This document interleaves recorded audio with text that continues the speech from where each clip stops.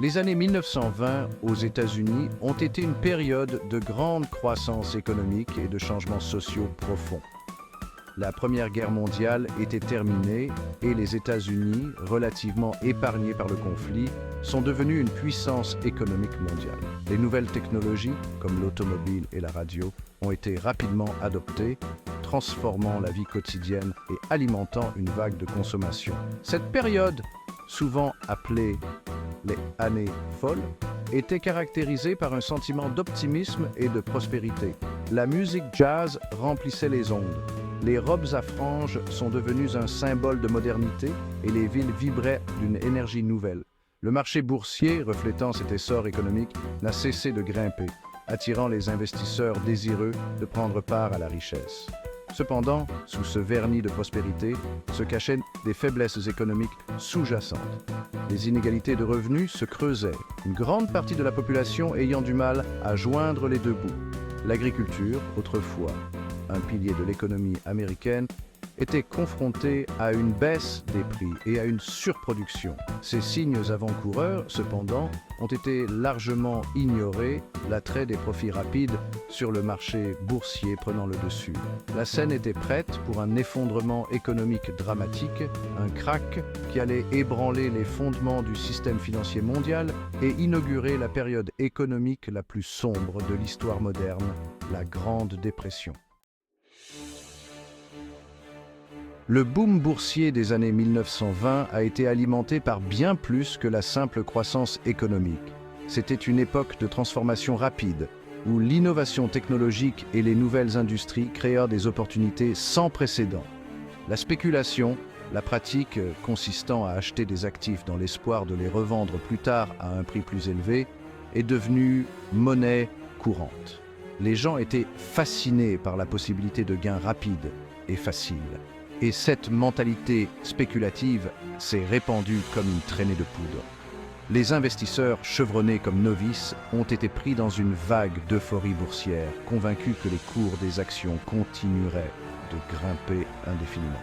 Les histoires de fortune faites du jour au lendemain ont alimenté cette frénésie, créant une atmosphère de fête sur les marchés financiers.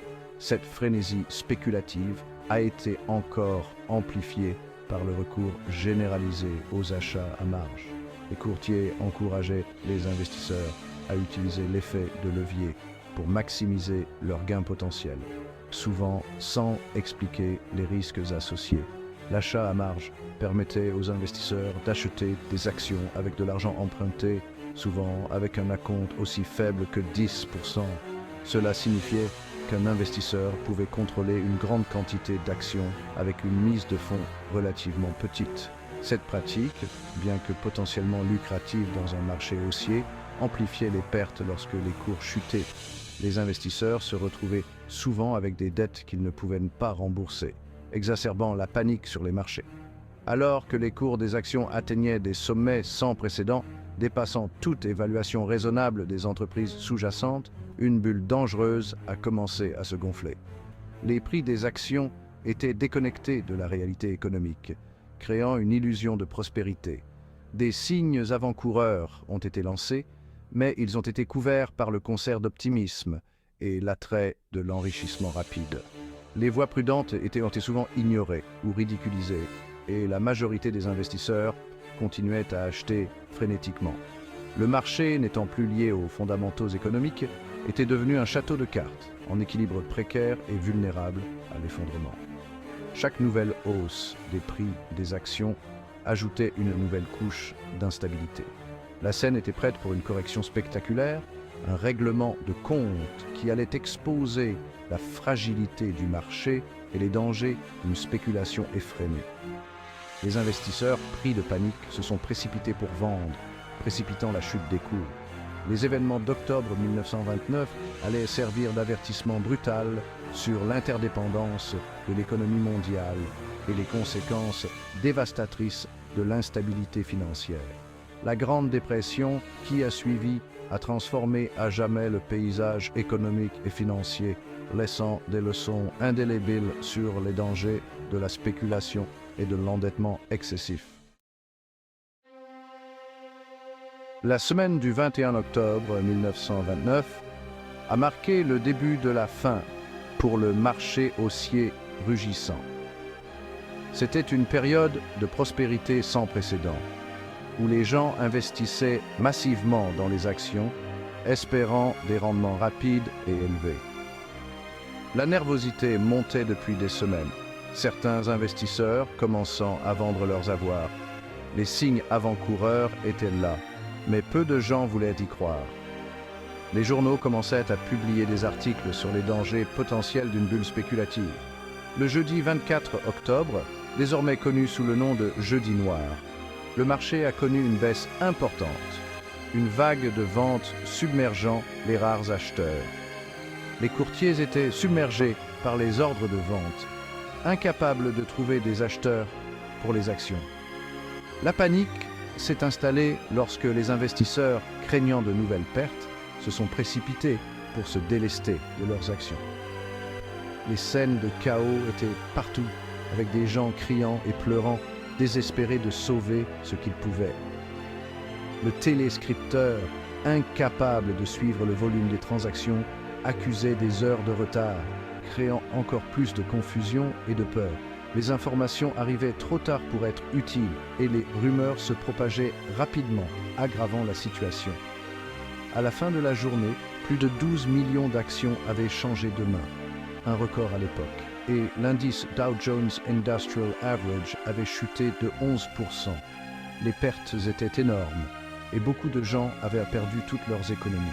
Un bref répit pendant le week-end s'est avéré être un faux espoir. Les gens espéraient que le marché se stabiliserait, mais les experts savaient que le pire était encore à venir. Le lundi 28 octobre, les ventes ont repris avec une intensité renouvelée. Les investisseurs, toujours paniqués, continuaient de vendre en masse, aggravant la chute des prix. Le lendemain, le mardi noir, le 29 octobre, a été le témoin de la chute la plus dévastatrice de l'histoire du marché. Les courtiers étaient impuissants, regardant les prix s'effondrer sans pouvoir intervenir. Plus de 16 millions d'actions ont été négociées, les investisseurs, désireux d'échapper à l'effondrement du marché, vendant à n'importe quel prix. Les pertes étaient incalculables et l'économie mondiale commençait à ressentir les effets de cette catastrophe. L'indice Dow Jones Industrial Average a plongé de 13%, un record, anéantissant des milliards de dollars de richesses virtuelles. Les journaux du monde entier rapportèrent la nouvelle, et la peur se propageait rapidement. Le krach de 1929, un moment déterminant de l'histoire économique, avait commencé. Les conséquences allaient se faire sentir pendant des années, plongeant le monde dans la Grande Dépression et changeant à jamais la façon dont les gens voyaient les marchés financiers. L'immédiat après-crash a été caractérisé par une panique généralisée. Les gens se sont précipités pour vendre leurs actions, provoquant une chute encore plus rapide des cours. Les journaux étaient remplis de gros titres alarmants, ajoutant à la frénésie. Et un chaos financier. Les banques, fortement investies sur le marché boursier, ont subi des pertes massives. Les files d'attente devant les banques s'allongeaient chaque jour, les gens cherchant désespérément à retirer leurs économies avant qu'il ne soit trop tard, et ont dû faire face aux demandes de retrait de déposants paniqués. Incapables de faire face à leurs obligations, de nombreuses banques ont été contraintes de fermer leurs portes. Les scènes de protestation et de désespoir étaient courantes, les déposants se sentant trahis et abandonnés, laissant les déposants en difficulté et les entreprises sans accès au crédit. L'effondrement du système bancaire a encore aggravé le ralentissement économique. Les entreprises étant incapables d'obtenir des prêts, les investissements se sont taris. Les magasins et les usines, autrefois animés, sont devenus des lieux fantomatiques. Et la production a chuté. Le chômage a explosé, atteignant des niveaux sans précédent. Les files d'attente pour les emplois s'allongeaient et les perspectives d'avenir semblaient sombres pour beaucoup. Les usines et les entreprises ont fermé leurs portes, laissant des milliers de travailleurs sans emploi. Les machines industrielles, autrefois en pleine activité, étaient désormais abandonnées et rouillées. Et les consommateurs, leurs économies anéanties et confrontés à un avenir incertain, ont réduit drastiquement leurs dépenses. Le krach a eu un effet domino sur l'ensemble de l'économie, touchant tous les secteurs et tous les milieux. Les agriculteurs, déjà aux prises avec la baisse des prix des récoltes, ont été confrontés à des saisies lorsque les banques ont réclamé le remboursement des prêts. Les entreprises, grandes et petites, ont été contraintes de licencier des travailleurs ou de fermer complètement. Les familles, autrefois prospères, se sont retrouvées à lutter pour survivre ou de fermer complètement. Le rêve américain, si proche à portée de main quelques semaines auparavant, semblait s'être évanoui du jour au lendemain. Le krach boursier de 1929 n'a pas été seulement une crise financière, mais aussi une tragédie humaine. Les espoirs et les rêves de millions de personnes ont été anéantis en un instant, plongeant des millions d'Américains dans la pauvreté et le désespoir. Les files d'attente pour le pain et les soupes populaires sont devenues des scènes courantes, et de nombreuses familles ont dû vendre leurs biens les plus précieux pour survivre. La Grande Dépression a laissé une marque indélébile sur la société américaine, changeant à jamais la façon dont les gens voyaient l'économie et leur propre sécurité financière.